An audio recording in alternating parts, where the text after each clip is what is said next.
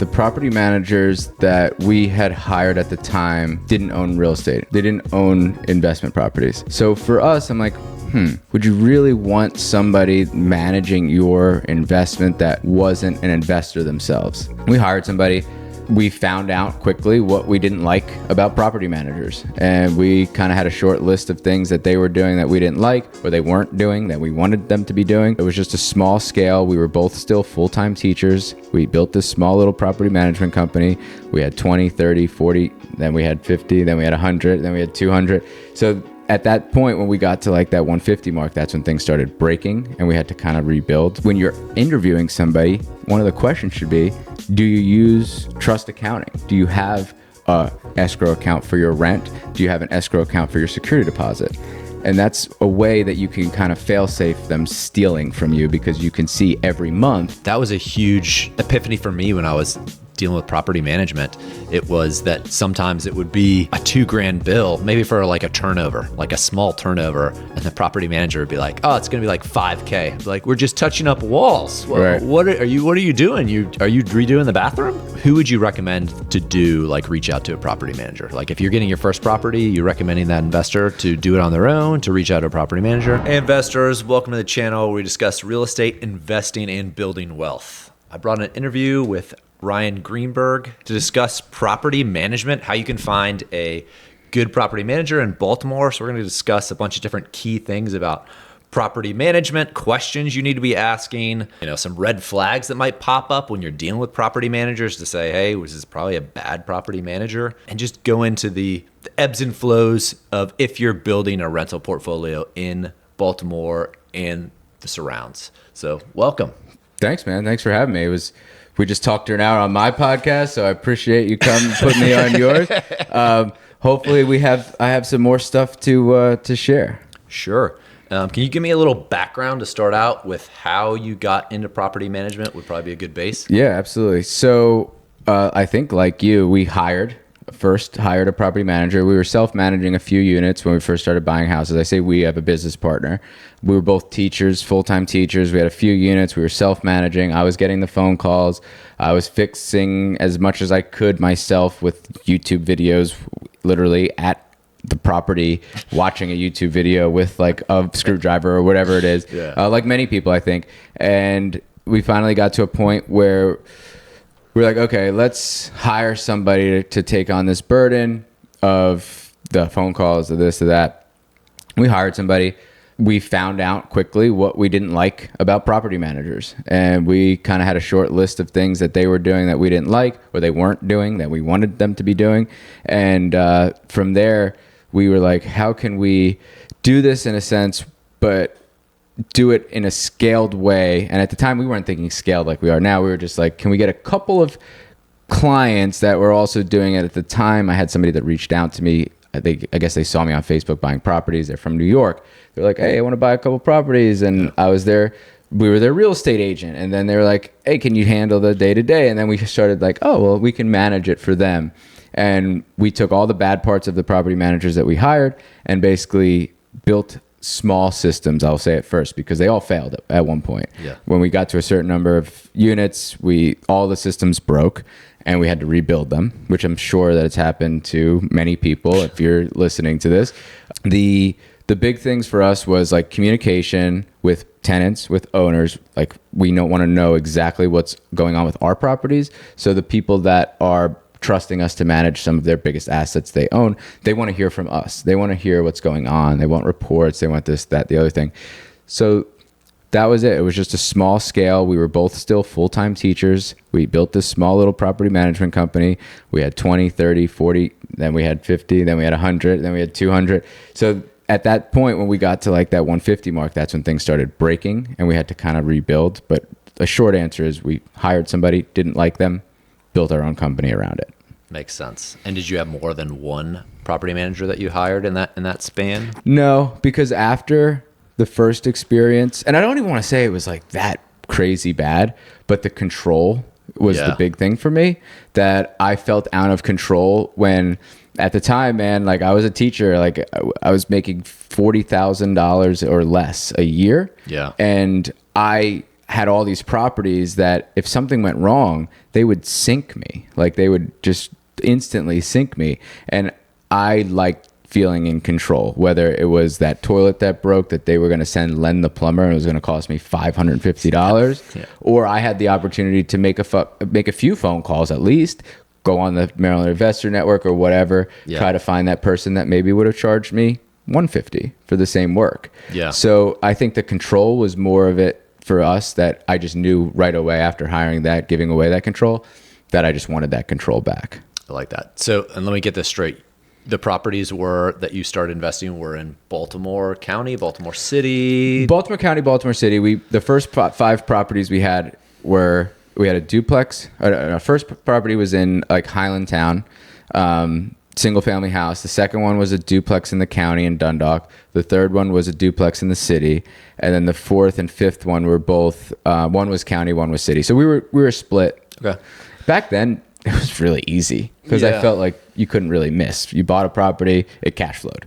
You didn't really have to do all that much due diligence, it seemed like. Yeah, I mean, when you start out, it's easy to manage. If you don't, and this is you, it sounds like it was kind of organic, where it was like, hey, now we have a few properties, we can do this on our own, no big deal. And then you get to 50 and you're like, this is kind of a lot of work. Like people are calling us. I got a full-time job. When did you stop? When did you start the property management company? 2017. Okay. 2017 we started. We started buying houses in 2016. Mid to late 2017 is when we actually started taking on clients and like calling ourselves a property management company. Gotcha. And the property management company is PE Property Management? PE Property Management. Full disclosure, I was a gym teacher for 9 years. That was my job.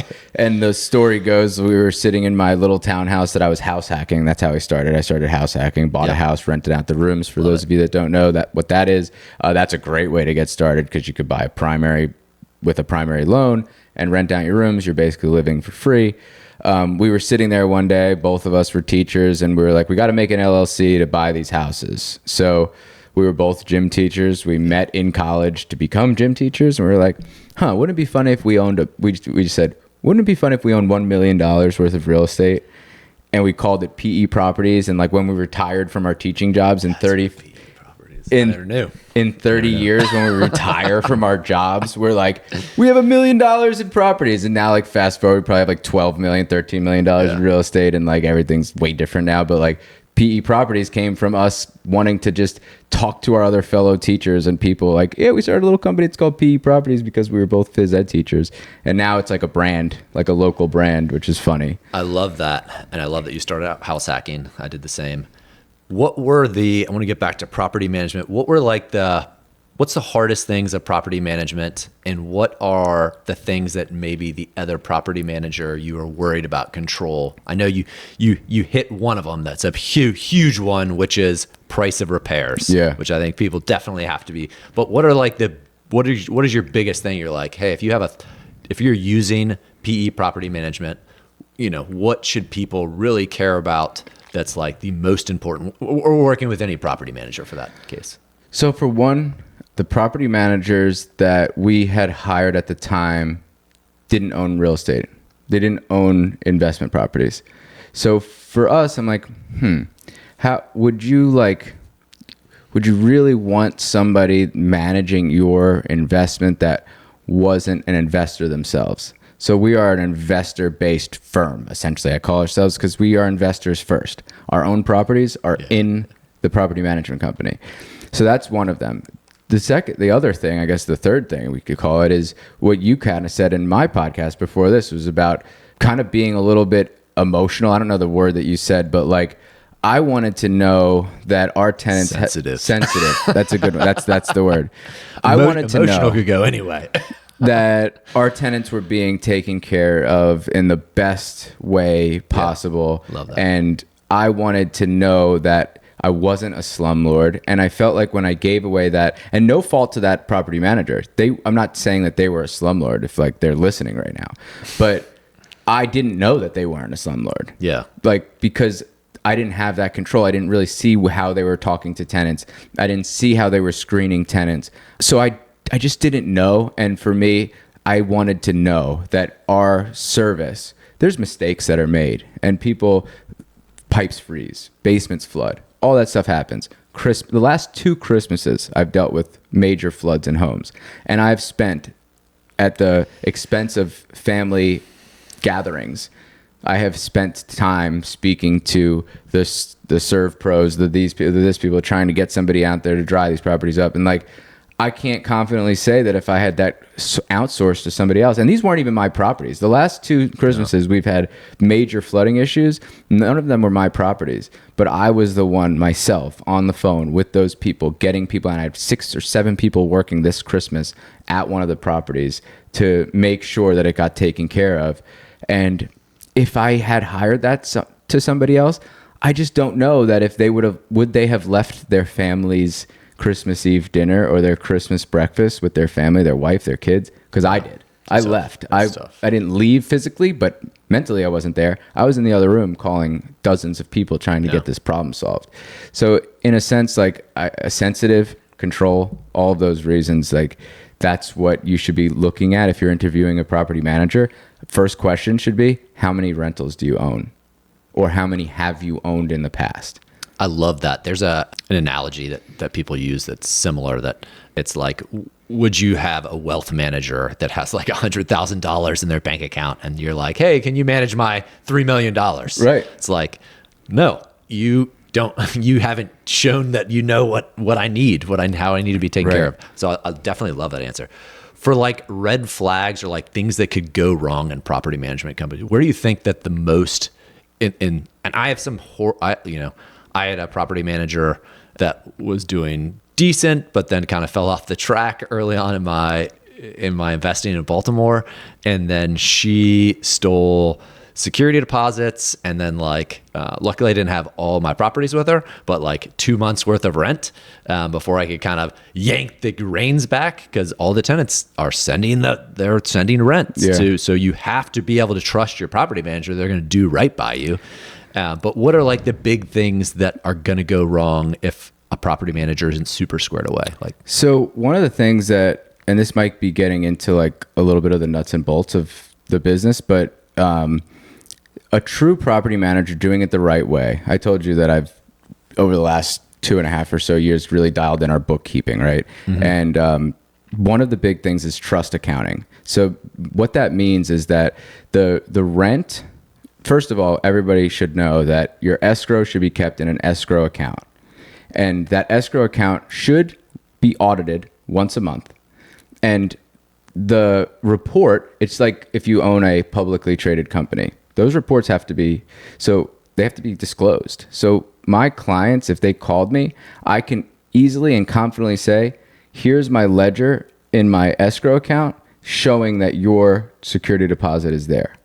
The other thing is that we have trust accounts in a sense of the rent goes in to an account. My money for any kind of management fees, profits, whatever, then will get moved out of that account into a separate operating account. Again, that is because I don't know what money is mine and what's not mine when it's in this mixed account between if rent's getting paid there and I'm also paying my employees and I'm also taking profits out of that account. Yeah. You're talking about the all revenue account. It's commingled with my money and yours if you're my client. So now that account that's rent in, rent out should be at a net zero every month. Mm-hmm. Because if it's truly my money, I've moved it into my profit account or my operating account. Yeah. And I think when you're interviewing somebody, one of the questions should be, do you use trust accounting? Do you have a escrow account for your rent? Do you have an escrow account for your security deposit? And that's a way that you can kind of fail-safe them stealing from you, because you can see every month. And then really, if you're checking in every month, there should be no way that they can steal more than a month's rent. Gotcha. I want to dig in just slightly deeper. For the escrow account, is it in the same bank account, just in a different like a separate checking? Does that qualify as like an escrow account? This is like actionable items. If I asked a property manager, hey, can you show me like that you have a like separate escrow account, or where do you put your security deposits? Because that's the escrow account. That's for security deposit. Is that just going to be in like all of them under Bank of America, and then they just have an extra account that says, and it's it's like, this is all the security deposits. And so we're keeping track of interest because you're supposed to keep track of interest. So when you return the security deposits back to the tenants, if they qualify and have destroyed the property.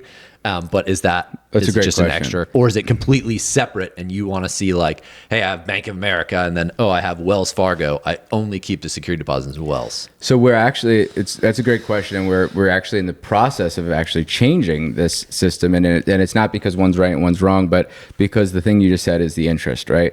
In a typical checking account, you have to pay out 3% interest. That you're talking about the 3%. Yeah, so you have to pay your tenants the 3% interest on the money that they've kept with you. So if they're with you for 4 or 5 years, that's a little bit of money. And if for me as a property manager, for other people's properties, it sucks losing that money because you could charge the people, but so what we're doing now is we're actually moving our escrow account into a investment fund, essentially. High yield savings like account. A high yield savings, essentially. It's a little bit more complicated than that because it is an escrow, and like we hired a money manager to take it over. And so that there's full transparency in that. Like we will send reports out for that and stuff like that if asked. But we're in the process of changing. Right now it's just been in a money market account, but we're still net negative. So we're moving it into something where now we should gain, like, it should be about a 5% without any risk that's the other thing. You can't put it in NVIDIA. Like it has to be in something, whatever the money, not a money manager, T-bills, whatever stuff that you can safely invest in without the chance of loss, right? Yeah. So we're starting to move that over, and it's going to be managed by a money manager, and we should net, let's just call it 5%. We can pay out 3%, and we're still net positive on that because it is a significant amount of money. It's hundreds of thousands of dollars that we're holding, and in my head, I'm like, even 2% and call it $250,000. That's a little bit of money. It's something. It's something. Well, I mean, why not, right? Right. We shifted a bunch of funds over to. I mean, I did it a while ago. Even though I didn't want to, that like extra step, you're like, I don't want to open an account, but to VMFXX, which is Vanguard Money Market, and it pays 5.5% compared to our Navy Federal business account at the time that was paying like 0.1%. And it was like, I get like $800 or $900 a month compared to like 20. Right. This is, it's something. It's something. I mean, it's a really nice, super nice couple of dinners for you and your wife. Right. Yeah. But what were some other are there any other red flags that you can think of? I mean, the investors that want to interview a PM company can say, hey, do you have an escrow account? And maybe I show them and say, yep, this is my escrow account. It's separate. Is there anything else that you're like, hey? I think asking them, one of the big complaints that we've gotten from people that have come in and onboarded with us is how many people are here in the office in person. That's a huge thing because there are companies that hire heavily outsourced into different countries, which we just talked about on our last podcast. Like I do have a VA in the Philippines. We do have one VA now in the Philippines for the property management company, but she's an assistant directly for my in-person property manager that works in our office every single day. And that person can leave the office and go to any property, drive somewhere. Not only do we have like a full-time maintenance person, which is another thing, like I charge an hourly maintenance fee. I don't sub out. Like the only things we're really subbing out are major plumbing issues, HVAC, and I would say some electric.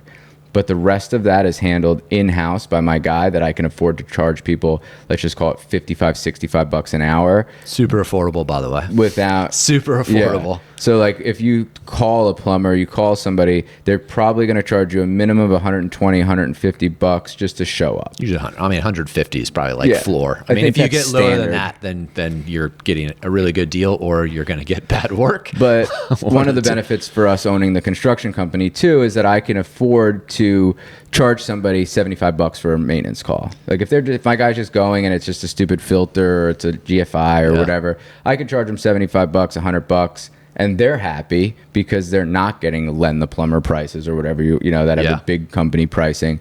And I'm not getting rich off of it, but I'm able to cover my expenses and still make a couple bucks. Yeah, no, I mean that was a huge epiphany for me when I was dealing with property management, it was that sometimes it would be a $2,000 bill, maybe for like a turnover, like a small turnover. And the property manager would be like, oh, it's going to be like $5,000. Like, we're just touching up walls. Right. What are you doing? Are you redoing the bathroom? Like, what do we? Yeah. And so that was like something that I was like, I can't give up, which I love. I want to get into your construction company and maybe why. Do you think that you own a construction company, which we haven't talked about? Construction company is called? It's called PE Home Remodeling. There you go. He's very creative. Yeah, if you haven't got creative. Ryan is super creative about his names. I did mention before that I'm not very good at marketing. I didn't really know how to do that. So in the beginning, we all kind of were running it through PE Property Management. Now we've split up the companies in a way. But yeah, so it's PE Home Remodeling. That was that's been the best business that we own as far as like profitability goes. I'm wondering if that is a huge reason, or if you think that's a huge reason that your property management company is good. Yes, 100%. Like, and when I sell myself to people as their property manager, I am a licensed contractor and a licensed home builder. So my cost of construction, my cost of turnover, my cost of contractors in general, like if I need to sub something out, I have, let's just call it 35 people in the field every single day working labor. Yeah. And I can call any one of those with any different skills and say, hey, can you go over there and bang out this plumbing? I see on the map that you're here today and I have a property 3 blocks away. And you're doing, let's just say we're doing a reno on Conkling. Do you use Verizon Business or something to be able to see the trucks? Yeah, we have trackers on all the trucks and everything like that. Awesome. Love it. So I see that you're here. We have a service call 3 minutes away. Can you just pop over there and get that done? That, having 35 guys in the city every day that are around at different projects, full-time employees that I control their schedule. Love it. That saves us a ridiculous amount of time. I'm a licensed home builder, licensed contractor. That's the number one thing that I tell people, because I am not going to get taken by a contractor. By a sub, my let's just call my HVAC guy, I pay them comfortably $350,000 a year easily. If I have an HVAC problem, they're going to go there and they're not going to bang me over the head. Yeah. I mean, there's a difference between a contractor that works with somebody like you or me, and I've noticed this, versus somebody that works with an investor that just has 1 or 2 properties. They won't get the same treatment, and they'll be like, hey, Dave, you said this guy was great. I'm like, oh, they treat me really good.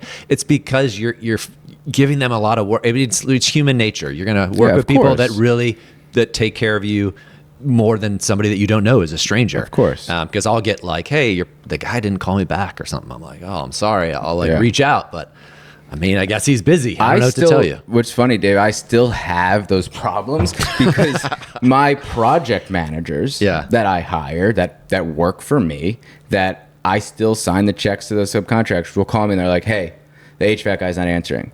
And then I put in a group chat, hey, dude, can you answer Adam? He's been asking you for 2 days for this thing. And then of course he gets an answer. And there's always like a private text back from my project managers. Like, of course they answer now, but for 3 days I've been hitting him up and I get no answer. I'm like, yeah, well, it helps when you sign the front of the checks. Yeah.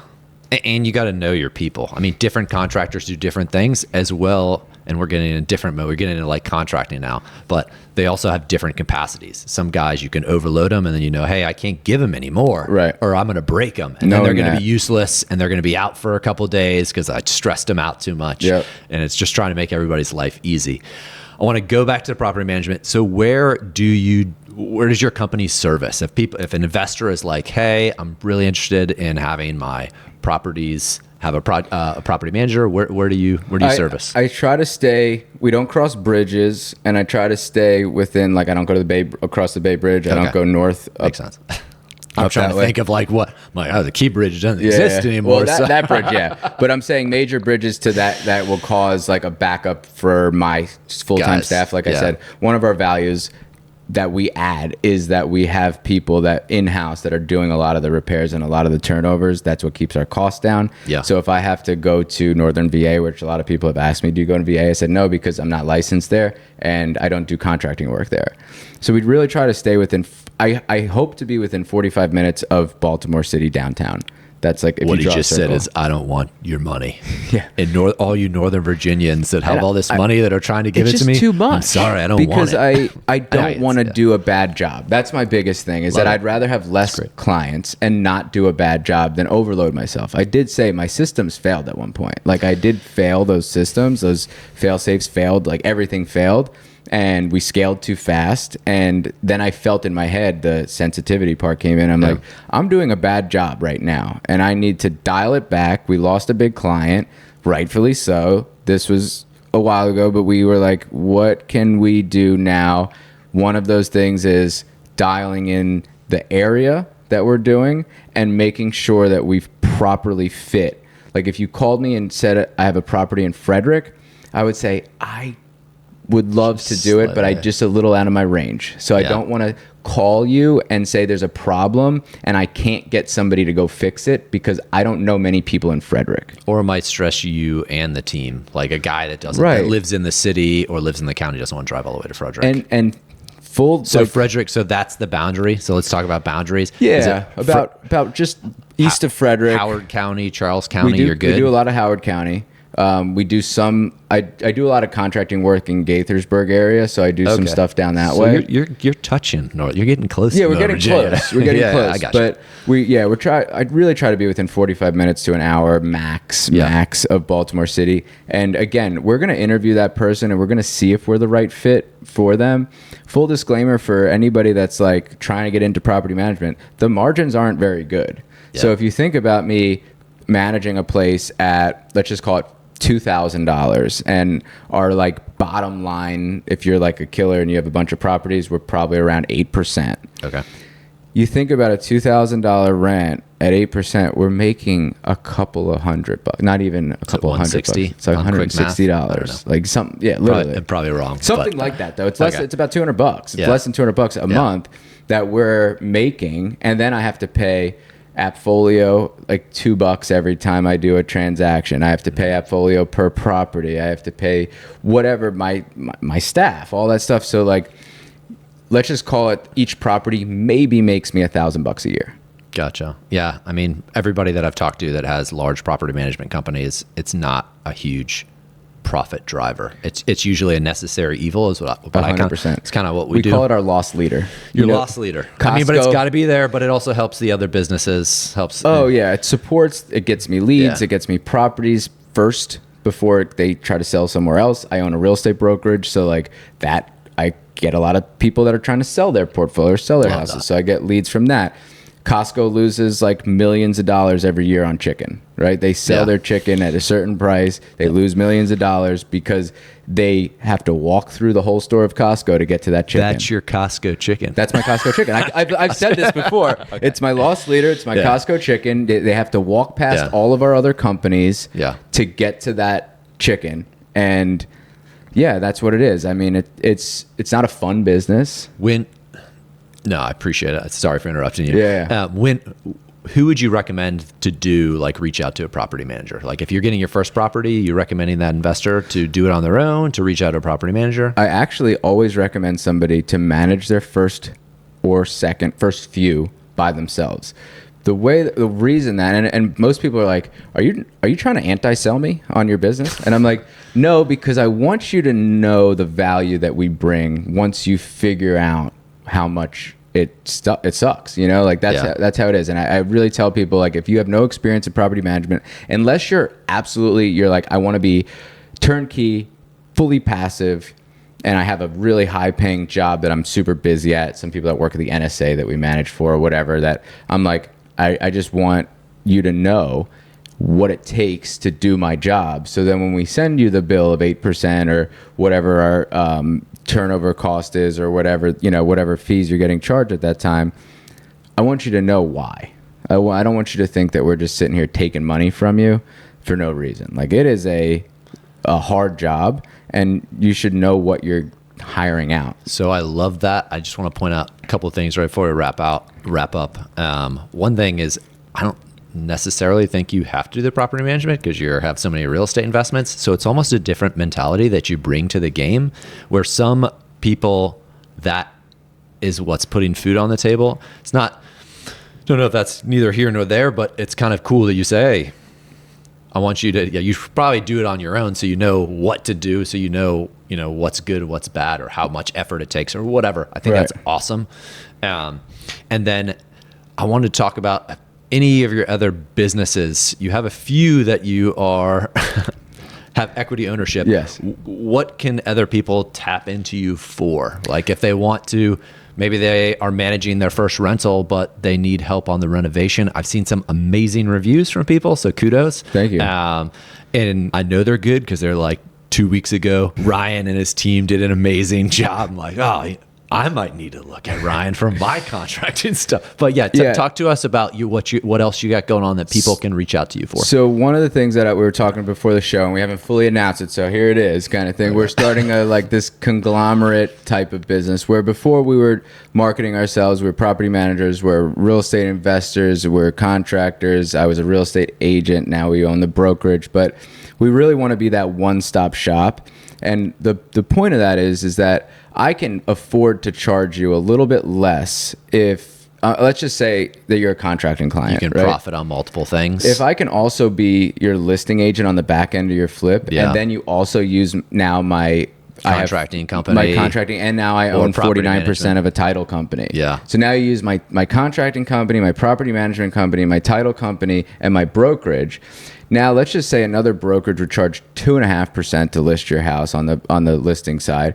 I'll gladly do it for 1.5% because I know you've just used me for all these things. And then title work, let's just say, hey, I won't charge you for insurance this round. I can afford to take that off because you've just used me for, even though I only made a 10% margin on contracting, which seems low, but now my agent, Chase, who just left, is selling that on the back end. Yeah. I'm making a percentage of that commission. He's making commission. They're happy, the client, because I'm charging them 1% less than anybody else.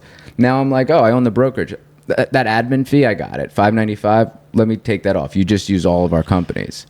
Before I came over here and I was preparing to interview you, the quote that I told you upstairs when we were chatting before, but it's the way you do anything is the way you do everything. It's one reason why I think you should consider PE property management. And the reason I say that is Ryan's doing triathlons. You can tell he's getting after it.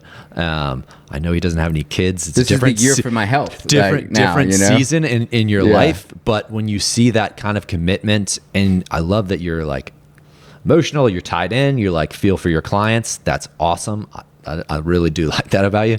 I feel like you can develop a trust with the client. So people, investors that want to reach out to you or that want to use your services, I just want to hit them again with what those are. And so I actually know myself. Let me make sure I'm getting it right. Yeah. It's property management, PE property management. Yes. Is it PE general contracting or PE contracting? PE home remodeling. Home remodeling, sorry. Yep. And then there's a title company. Premier Title. New.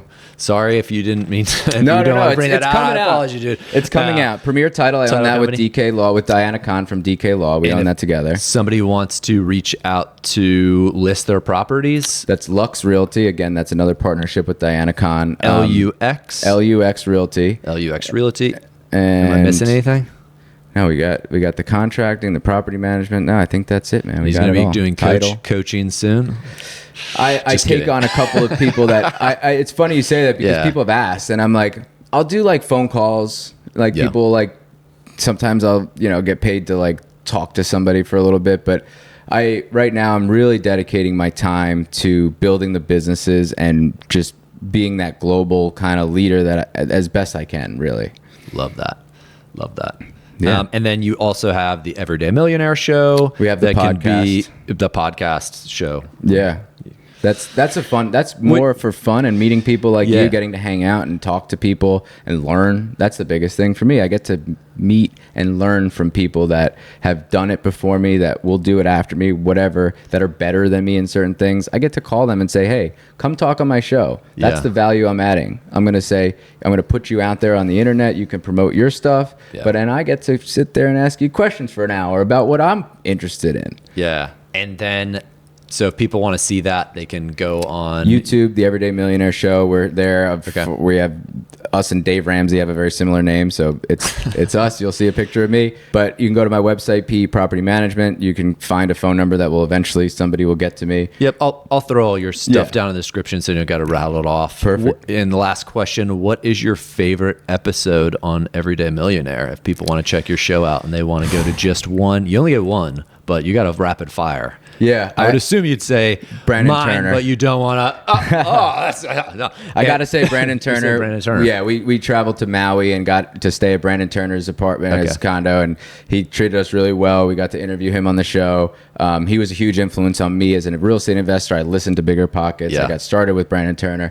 And then like the surreal full circle moment where I was interviewing him on my own show at his house in Maui, which was like, It's really holy cool. cow. It's really cool. That was cool. So I'm actually invested in Brandon Turner's Open Door Capital as well, as an LP in one of his syndications. Yeah. That's awesome. But Great person. He's like just the most down to earth, cool to be around. Like we asked him to record at his house and he was like, yeah. Then we were interviewing somebody else in Maui and he's like, oh, just have him come over, like no worries. And we get there, like his assistant's like, do you guys want coffee? And we're like, oh yeah, sure. Not only did they went to the best coffee shop on Maui, like picked us up coffee, like not just made it at the house. Like he just is just a fantastic, genuine. He's genuine super genuine. Yeah, that's what I like about him. That's why I invested with him, because I was like, oh, I see the same characteristics that I would want to invest with somebody. Exactly. Well, thank you for your time. I really appreciate it, Ryan. Thanks it was for a great having convo. me on, and hopefully somebody got some value out of this. Yeah.